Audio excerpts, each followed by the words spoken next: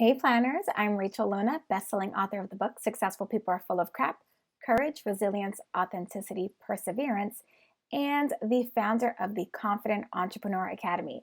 And I'm super excited to be here because I am a planner just like you are.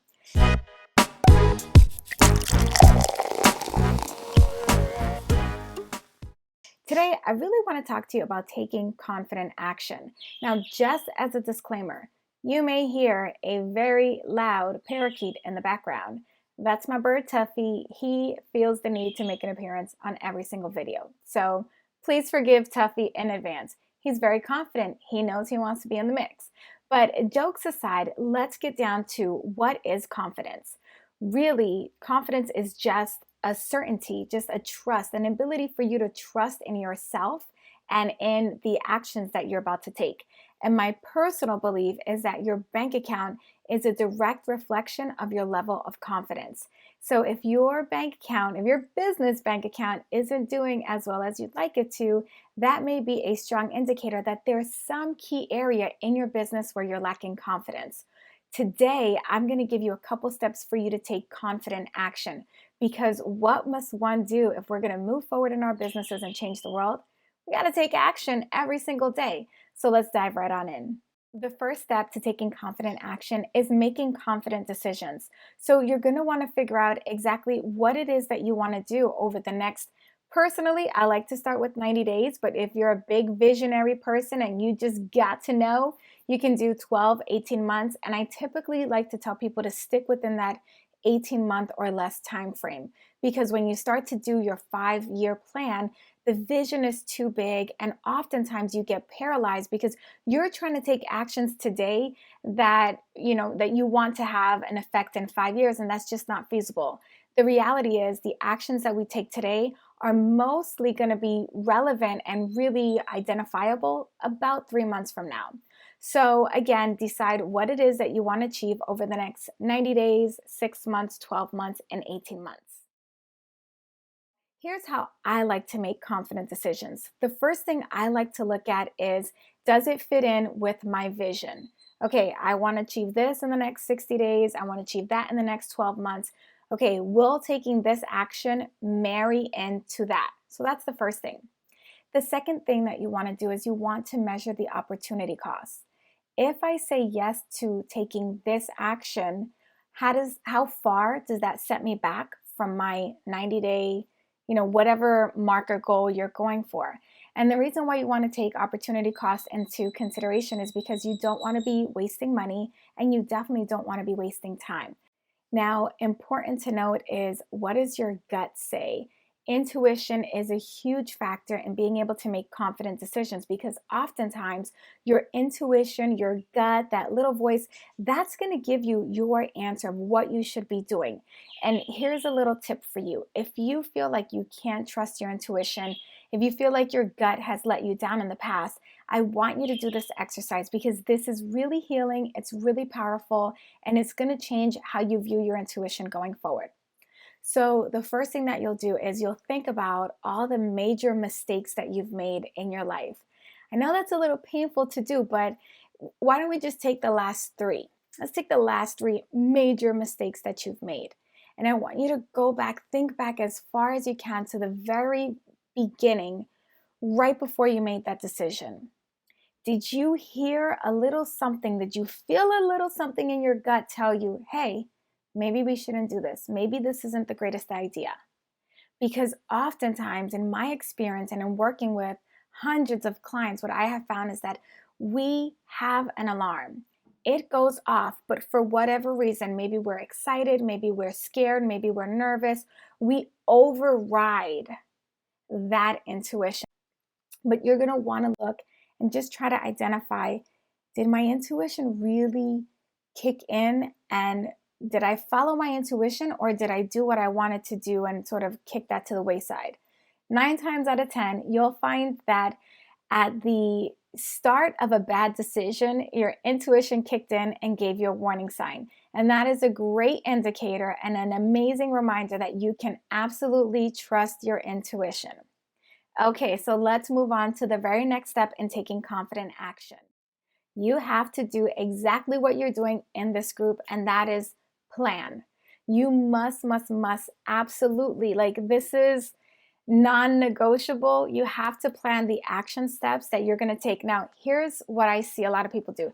I see a lot of people break out their pretty little notebooks. Isn't this pretty? They break out their pretty little notebook and they will brainstorm. They'll create a to-do list, not brainstorm. They'll create a to-do list and they'll try to work off this to-do list every single day. Let me tell you why your to-do list is killing you. Your to-do list is typically created out of fear and necessity and things that life things that are coming in. Your to-do list also rarely takes into consideration the key priorities that you need to take to achieve the vision, right? Your to-do list is your reaction list, is what I like to call it. So what I don't want to see you do is I don't want to see you write a to-do list. In order to be an effective planner, you have to first conduct a brain dump. And this is where you create a kind of a to-do list, but you're not going to really do it. You're just going to get all the thoughts and ideas out of your head. You got to get them out of your head. And then you take that very same brain dump and you start thinking about, okay, what are the top 3 priorities I need to achieve today to help me move forward? And what I like to do is I like to do a brain dump every single night, and I plan the night before for the following day. Here's why. You're going to sleep better. You're going to wake up with a plan of action. You're not going to sort of diddle around and screw around like, what do I do today? What should I do? What's most important? Like that frenetic energy is really bad for your confidence, and it's also bad for your business. So you want to do a brain dump the night before. You want to take your brain dump and then go to whatever planner you've got and identify your top 3 priorities. Then from there, you're going to move on to step number 3, which is schedule. I see a lot of people make a lot of plans, but they don't schedule it in. And I am like a time, I don't want to use the word Nazi because I feel like that's not PC, but I'm a stickler when it comes to the time and scheduling things. So you want to go to your planner and you want to schedule those things that you've identified as your top 3 priorities. This is another important note. If you want to raise your confidence through the roof, I highly encourage you to only schedule 3 priorities per day. Does that mean that you're not scheduling other things? No, of course not. You will schedule in your clients or whatever kind of creation work you have to do, but I'm talking about your top 3 needle moving priorities. These are the things that are going to help you take action in your business so that you can achieve that big vision goal that we talked about in step 1. And the reason why I say keep it at 3 is because as you're getting used to a new system, you're going to try to do a lot more. And when you don't hit your 3 priorities, you're going to start to feel bad. You're going to start to question yourself. And that is no bueno for the confidence. So keep it to 3 or less and proceed with caution. I will tell you, for me personally, this particular season of my life, I only do 2 needle moving priorities because I have identified that the priorities that I have take quite a bit of time. And every time I try to put that third thing never gets done. So I said, screw it. I'm only going to do 2 priorities a day for this season. And again, I want to remind you, these are needle moving activities. These are those things that are going to help you achieve your big goals for 2016. Of course, you have to still plan your family time, your content creation time, your client time. Those things do get scheduled, but make sure that you're scheduling those needle moving priorities.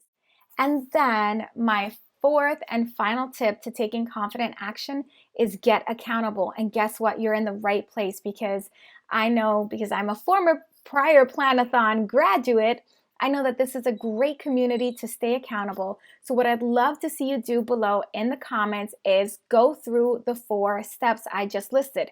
Tell us what's your vision for the next 90 days, 6 months, 12 months, 18 months, whatever time frame you're looking at. Tell us what's your vision. Tell us what decisions you're going to make for this time. So what actions are you going to take? That's the decision-making part. What actions are you going to take just this next week that are going to help you get closer to that 90-day, 180-day vision. Then the third thing I want you to do is I want you to plan it out and show us your plan, schedule it and everything, put little times next to it, and then just tell us, hold me accountable. And you can bet your little confident butt that I will be in there holding you accountable every step of the way. I'm Rachel Luna from rachelluna.biz. Thanks so much for watching. Here's to love, confidence,